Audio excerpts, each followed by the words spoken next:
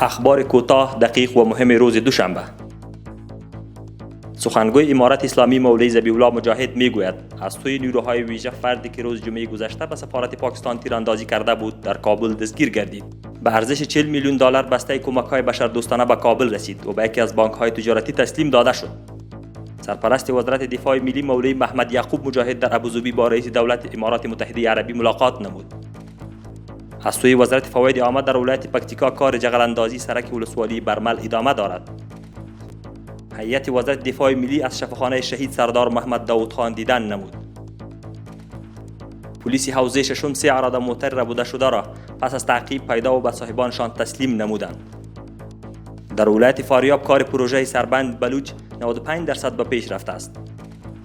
از انستیتوت ریاست تدارکات ملی 600 تن کارکنان خدمات ملکی فارغ گردیدند. از سوی شاروالی کابل برای ترویج فرهنگ شهری و حفاظت از تاسیسات عامه جلسه آگاهی عامه صورت گرفت. معاون قلوردوی 217 عمری با والی قندهار ملاقات نمود.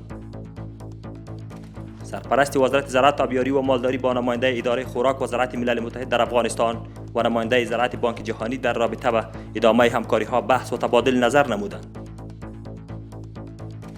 مولوی عبداللطیف منصور سرپرست وزارت انرژی و آب با مسئولین شرکت ترکی 77 ملاقات نمود.